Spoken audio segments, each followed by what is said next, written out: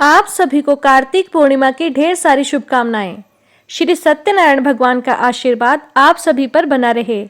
श्री सत्यनारायण भगवान की कथा न केवल सत्य की शक्ति का प्रतीक है, बल्कि हमें सिखाता है कि भक्ति और विश्वास के साथ जीवन के हर कष्ट को कैसे पार किया जा सकता है। सत्यनारायण भगवान की कृपा से बाधाएं दूर होती हैं, जीवन में सुख, शांति और समृद्धि आती है। तो आइए सुनते हैं सत्यनारायण भगवान की कथा। पौराणिक कथा के अनुसार एक समय नमशरण तीर्थ में शौनिक आदि 88,000 ऋषियों ने श्री सूत जी से कहा, हे प्रभु, इस कलयुग में वेद विद्या रहित मनुष्यों को प्रभु भक्ति किस प्रकार मिलेगी और उनका उद्धार कैसे होगा। हे मुनि श्रेष्ठ, कोई ऐसा तप कहिए जिससे थोड़े समय में पुण्य की प्राप्ति हो और मनवांछित फल मिले। ऐसी कथा को सुनने की हमारी इच्छा है। सर्वशास्त्र ज्ञाता श्री सूत जी बोले, हे वैष्णव में पूज्य, आप सबने प्राणियों के हित की बात पूछी है। अब मैं उस श्रेष्ठ व्रत को आप लोगों से कहूंगा जिस व्रत को नारद जी ने श्री लक्ष्मी नारायण भगवान से पूछा था और लक्ष्मीपति ने मुनि श्रेष्ठ नारद जी से कहा था। सो ध्यान पूर्वक सुनो। एक समय योगी राज नारद जी दूसरों के हित की इच्छा से अनेकों लोग घूमते हुए मृत्यु लोक में आ पहुंचे। यहाँ अनेक योनियों में जन्मे हुए प्राय सभी मनुष्यों को अपने कर्मों के अनुसार अनेकों दुखों से पीड़ित देखकर सोचा कि किस यत्न के करने से निश्चय ही प्राणियों के दुखों का नाश हो सकेगा। ऐसा मन में सोचकर देवर्षि मुनि श्री विष्णु लोक में गए। वहां श्वेत वर्ण और 4 भुजाओं वाले देवों के ईश नारायण को देखकर, जिनके हाथों में शंख, चक्र, गदा और पद्म थे तथा बरमाला पहने हुए थे, स्तुति करने लगे। हे भगवान, आप अत्यंत शक्ति से संपन्न हैं। मन तथा वाणी भी आपको नहीं पा सकती। आपका आदि, मध्य, अंत भी नहीं है। आप निर्गुण स्वरूप सृष्टि के आदि भूत और भक्तों के सभी दुखों को नष्ट करने वाले हो। आपको मेरा नमस्कार है। नारद जी से इस प्रकार की स्तुति सुनकर भगवान श्री विष्णु बोले, हे मुनि श्रेष्ठ, आपके मन में क्या है? आपका किस काम के लिए आगमन हुआ है? निसंकोच कहिए। तब नारद मुनि बोले, प्रभु, मृत्यु लोक में सब मनुष्य जो अनेक योनियों में पैदा हुए हैं, अपने अपने कर्मों के द्वारा अनेक प्रकार के दुखों से दुखी हो रहे हैं। हे नाथ, यदि आप मुझ पर दया रखते हैं तो बतलाइए कि उन मनुष्यों को सब दुख थोड़े से ही प्रयत्न से कैसे दूर हो सकते हैं। तब श्री विष्णु भगवान जी बोले, हे नारद, मनुष्यों की भलाई के लिए तुमने बहुत ही अच्छी बात पूछी है। जिस काम के करने से मनुष्य मोह से छूट जाता है, वह मैं कहता हूँ, सुनो। बहुत पुण्य देने वाला स्वर्ग तथा मृत्यु लोक दोनों में दुर्लभ एक अत्यंत उत्तम व्रत है। आज मैं प्रेमवश होकर तुमसे कहता हूँ। श्री सत्यनारायण भगवान का यह व्रत अच्छी तरह विधान पूर्वक करके मनुष्य तुरंत ही यहाँ सुख भोग कर मरने पर मोक्ष पाता है। श्री हरि के वचन सुन नारद जी बोले कि उस व्रत का फल क्या है और उसका विधान क्या है। यह व्रत किसने किया था? इस व्रत को किस दिन करना चाहिए? सभी कुछ विस्तार से बताइए।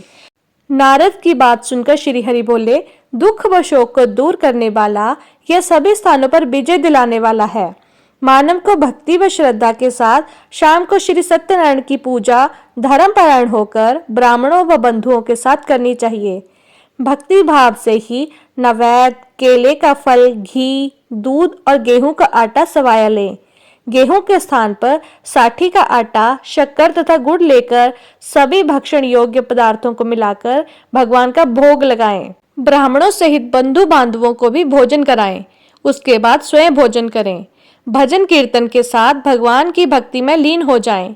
इस तरह से सत्यनारायण भगवान की यह व्रत करने पर मनुष्य की सारी इच्छाएं निश्चित रूप से पूरी होती हैं। इस कलयुग में मोक्ष का यही एक सरल उपाय बताया गया है। श्री सत्यनारायण व्रत कथा का पहला अध्याय संपूर्ण। बोलिए श्री सत्यनारायण भगवान की जय। सूत जी बोले, हे ऋषियों, जिसने पहले समय में इस व्रत को किया था उसका इतिहास कहता हूँ, ध्यान से सुनो। सुंदर काशीपुर नगरी में एक अत्यंत निर्धन ब्राह्मण रहता था। भूख प्यास से परेशान वह धरती पर घूमता रहता था। ब्राह्मणों से प्रेम करने वाले भगवान ने एक दिन ब्राह्मण का वेश धारण करके उसके पास जाकर पूछा, हे विप्र, नित्य दुखी होकर तुम पृथ्वी पर क्यों घूमते हो? दीन ब्राह्मण बोला, मैं निर्धन ब्राह्मण हूँ। भिक्षा के लिए धरती पर घूमता हूँ। हे भगवान, यदि आप कोई ऐसा उपाय जानते हैं तो बताइए। वृद्ध ब्राह्मण कहता है कि सत्यनारायण भगवान मनोवांछित फल देने वाले हैं, इसलिए तुम उनका पूजन करो। इसे करने से मनुष्य सभी दुखों से मुक्त हो जाता है। वृद्ध ब्राह्मण बनकर आए सत्यनारायण भगवान उस निर्धन ब्राह्मण को व्रत का सारा विधान बताकर अंतर्ध्यान हो गए। ब्राह्मण मन ही मन सोचने लगा कि जिस व्रत को वृद्ध ब्राह्मण करने को कह गया है, मैं उसे जरूर करूंगा। यह निश्चय करने के बाद उसे रात में नींद नहीं आई। वह सवेरे उठकर सत्यनारायण भगवान के व्रत का निश्चय कर भिक्षा के लिए चला गया। उस दिन निर्धन ब्राह्मण को भिक्षा में बहुत सारा धन मिला, जिससे उसने बंधु बांधवों के साथ मिलकर श्री सत्यनारायण भगवान का व्रत संपन्न किया। भगवान सत्यनारायण का व्रत संपन्न करने के बाद मैं निर्धन ब्राह्मण सभी दुखों से छूट गया और अनेक प्रकार की संपत्तियों से युक्त हो गया। उसी समय से यह ब्राह्मण हर माह इस व्रत को करने लगा।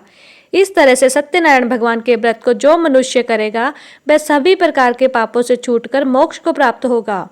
जो मनुष्य इस व्रत को करेगा वह भी सभी दुखों से मुक्त हो जाएगा। सूत जी बोले कि इस तरह से नारद जी से नारायण जी का कहा हुआ श्री सत्यनारायण व्रत को मैंने तुमसे कहा। हे विप्रो, अब मैं और क्या कहूँ।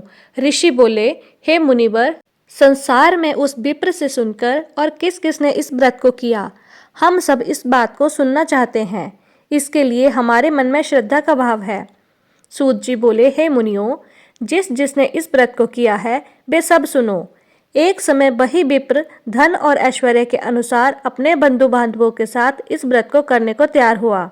उसी समय एक लकड़ी बेचने वाला बूढ़ा आदमी आया और लकड़ियां बाहर रखकर अंदर ब्राह्मण के घर में गया। प्यास से दुखी होकर वह लकड़हारा उनको व्रत करते देख विप्र को नमस्कार कर पूछने लगा कि आप ये क्या कर रहे हैं। तो उन्होंने बताया कि व्रत कर रहा हूँ तथा इसे करने से क्या फल मिलेगा, कृपया मुझे भी बताएं। ब्राह्मण ने कहा कि सब मनोकामनाओं को पूरे करने वाला यह सत्यनारायण भगवान का व्रत है। इनकी कृपा से ही मेरे घर में धन धान्य आदि की वृद्धि हुई है। विप्र से सत्यनारायण व्रत के बारे में जानकर लकड़हारा बहुत प्रसन्न हुआ। चरणामृत लेकर वह प्रसाद खाने के बाद वह अपने घर गया। लकड़हारे ने अपने मन में संकल्प किया कि आज लकड़ी बेचने के बाद जो धन मिलेगा उसी से श्री सत्यनारायण भगवान का उत्तम व्रत करूंगा। मन में इस विचार को ले बूढ़ा आदमी सिर पर लकड़ियां रखकर उस नगर में बेचने गया जहां धनी लोग ज्यादा थे। उस नगर में उसे अपनी लकड़ियों का दाम पहले से 4 गुना अधिक मिलता है। बूढ़ा प्रसन्नता के साथ दाम लेकर केले, शक्कर, घी, दूध, दही और गेहूं का आटा ले और सत्यनारायण भगवान की व्रत की अन्य सामग्रियां लेकर अपने घर गया। वहां उसने अपने बंधु बांधवों को बुलाकर विधि विधान से सत्यनारायण भगवान का पूजन और व्रत किया। इस व्रत के प्रभाव से वह बूढ़ा लकड़हारा धन पुत्र आदि से युक्त होकर संसार के समस्त सुख भोग अंतकाल में वैकुंठ धाम चला गया। श्री सत्यनारायण व्रत कथा का दूसरा अध्याय संपूर्ण। बोलिए श्री सत्यनारायण भगवान की जय। सूत जी बोले, हे श्रेष्ठ मुनियों, अब आगे की कथा कहता हूँ। पहले समय में उल्का मुख नाम का एक बुद्धिमान राजा था। वह सत्यवक्ता और जितेंद्रिय था। प्रतिदिन देव स्थानों पर जाता और निर्धनों को दंड देकर उनके कष्ट दूर करता था। उसकी पत्नी कमल के समान मुख वाली तथा सती साध्वी थी। भद्रशिला नदी के तट पर उन दोनों ने श्री सत्यनारायण भगवान का व्रत किया। उसी समय साधु नाम का एक वैश्य आया। उसके पास व्यापार करने के लिए बहुत सा धन भी था। राजा को व्रत करते देखकर वह विनय के साथ पूछने लगा, हे राजन, भक्ति भाव से पूर्ण होकर आप ये क्या कर रहे हैं? मैं सुनने की इच्छा रखता हूँ, तो आप मुझे भी बताएं। राजा बोला, हे साधु, अपने बंधु बांधवों के साथ पुत्रादि की प्राप्ति के लिए एक महाशक्तिमान श्री सत्यनारायण भगवान का व्रत पूजन कर रहा हूँ। राजा के वचन सुन साधु आदर से बोला, हे राजन, मुझे इस व्रत का सारा विधान कहिए। आपके कथा अनुसार मैं भी इस व्रत को करूँगा। मेरी भी संतान नहीं है और इस व्रत को करने से निश्चित रूप से मुझे संतान की प्राप्ति होगी। राजा से व्रत का सारा विधान सुन व्यापार से निवृत्त हो वह अपने घर गया। साधु वैश्य ने अपनी पत्नी को संतान देने वाले इस व्रत का वर्णन कह सुनाया और कहा कि जब मेरी संतान होगी तब मैं इस व्रत को करूँगा। साधु ने इस तरह के वचन अपनी पत्नी लीलावती से कहे। एक दिन लीलावती गर्भवती हो गई और उसने एक सुंदर कन्या को जन्म दिया।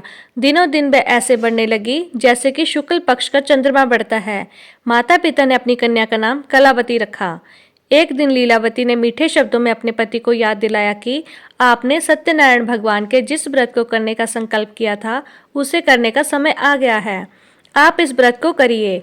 साधु बोला कि हे प्रिय, इस व्रत को मैं उसके विवाह पर करूंगा। इस प्रकार अपनी पत्नी को आश्वासन देकर वह नगर को चला गया। कलावती पिता के घर में रह वृद्धि को प्राप्त हो गई। साधु ने एक बार नगर में अपनी कन्या को सखियों के साथ देखा तो तुरंत ही दूत को बुलाया और कहा कि मेरी कन्या के योग्य वर देख के आओ। साधु की बात सुनकर दूत कंचन नगर में पहुंचा और वहां देखभाल कर लड़की के सुयोग्य वर्णिक पुत्र को ले आया। सुयोग्य लड़के को देख साधु ने बंधु बांधवों को बुलाकर अपनी पुत्री का विवाह कर दिया। लेकिन दुर्भाग्य की बात यह कि साधु ने अभी भी सत्यनारायण भगवान का व्रत नहीं किया। इस पर श्री भगवान क्रोधित हो गए और श्राप दिया कि साधु को अत्यधिक दुख मिले। अपने कार्य में कुशल साधु बनिया जमाई को लेकर समुद्र के पास स्थित होकर रत्नासारपुर नगर में गया। वहां जाकर दामाद ससुर दोनों मिलकर चंद्रकेतु राजा के नगर में व्यापार करने लगे। एक दिन भगवान सत्यनारायण की माया से एक चोर राजा का धन चुराकर भाग रहा था। उसने राजा के सिपाहियों को अपना पीछा करते देख चुराया हुआ धन वहां रख दिया जहां साधु अपने जवाई के साथ ठहरा हुआ था। राजा के सिपाहियों ने साधु वैश्य के पास जाकर राजा का धन पड़ा देखा तो वह ससुर जवाई दोनों को बांधकर प्रसन्नता से राजा के पास ले गए और कहा कि उन दोनों चोरों को हम पकड़ लाए हैं, आप आगे की कार्यवाही की आज्ञा दें। राजा की आज्ञा से उन दोनों को कठिन कारावास में डाल दिया गया और उनका सारा धन भी छीन लिया गया। श्री सत्यनारायण भगवान के श्राप से साधु की पत्नी भी बहुत दुखी हुई। घर में जो भी धन था उसे चोर चुरा गए। शारीरिक तथा मानसिक पीड़ा व भूख प्यास से अति दुखी होकर अन्न की चिंता में कलावती ब्राह्मण के घर गई। वहां उसने श्री सत्यनारायण भगवान का व्रत होते देखा। फिर कथा भी सुनी। वह प्रसाद ग्रहण कर रात को अपने घर वापस आई। माता ने कलावती से पूछा कि हे पुत्री, अब तक तुम कहाँ थी? तेरे मन में क्या है? कलावती ने अपनी माता से कहा कि हे माता, मैंने एक ब्राह्मण के घर में श्री सत्यनारायण भगवान का व्रत देखा है। कन्या के वचन सुन लीलावती भगवान का पूजन की तैयारी करने लगी। लीलावती ने परिवार व बंधु बांधवों के साथ श्री सत्यनारायण भगवान का पूजन किया और उनसे वर मांगा कि मेरे पति तथा जवाई शीघ्र घर आ जाएं। साथ में यह भी प्रार्थना की कि हम सबका अपराध क्षमा करें। श्री सत्यनारायण भगवान इस व्रत से संतुष्ट हो गए और राजा चंद्रकेतु को सपने में दर्शन दिए और कहा, हे राजन, तुम उन दोनों वैश्यों को छोड़ दो और तुमने जो उनका धन लिया है उसे वापस कर दो। अगर ऐसा नहीं किया तो मैं तुम्हारा धन, राज्य व संतान सभी को नष्ट कर दूंगा। राजा को यह सब कहकर वे अंतर्ध्यान हो गए। प्रातःकाल सभा में राजा ने अपना सपना सुनाया। फिर बोले कि वर्णिक पुत्रों को कैद से मुक्त कर सभा में लाओ। दोनों ने आते ही राजा को प्रणाम किया। राजा मीठी वाणी में बोला, हे महानुभावों, भाग्यवश ऐसा कठिन दुख तुम्हें प्राप्त हुआ, लेकिन अब तुम्हें कोई भय नहीं है। ऐसा कह राजा ने उन दोनों को नए वस्त्राभूषण भी पहनाए और जितना धन उनका लिया था उससे दुगना धन वापस कर दिया। दोनों वैश्य अपने घर को चल दिए। श्री सत्यनारायण व्रत कथा का तीसरा अध्याय संपूर्ण। बोलिए श्री सत्यनारायण भगवान की जय।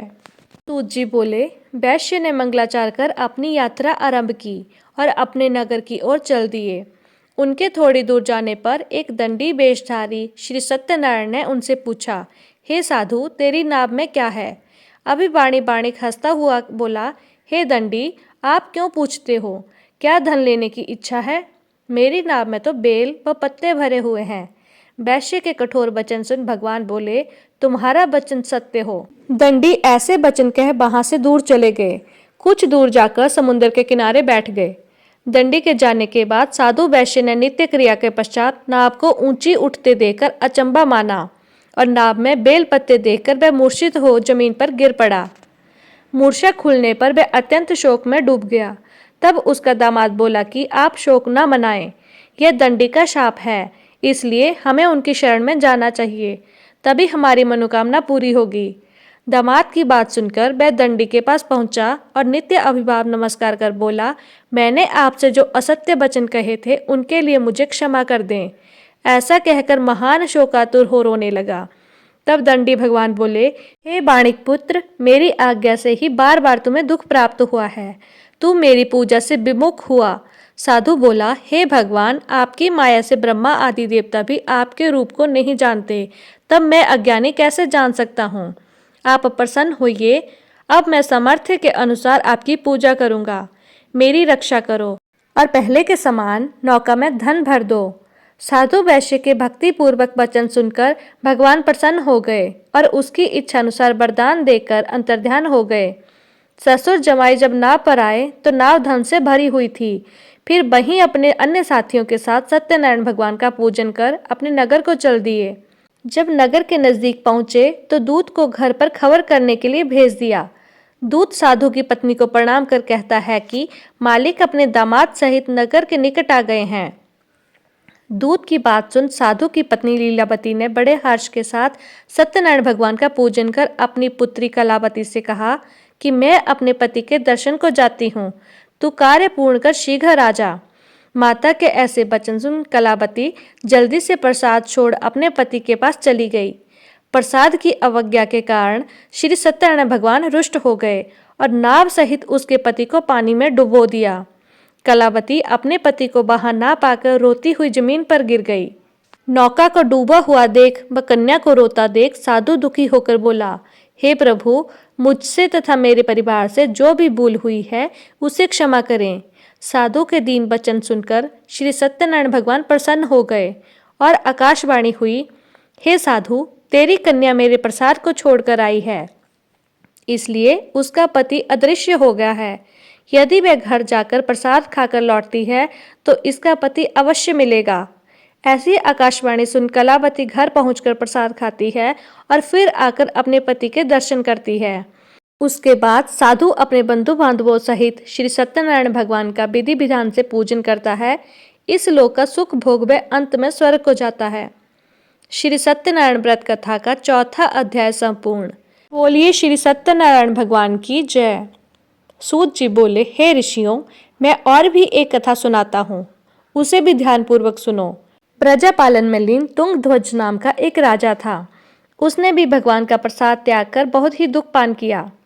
एक बार वन में जाकर वन्य पशुओं को मारकर वह बड़ के पेड़ के नीचे गया।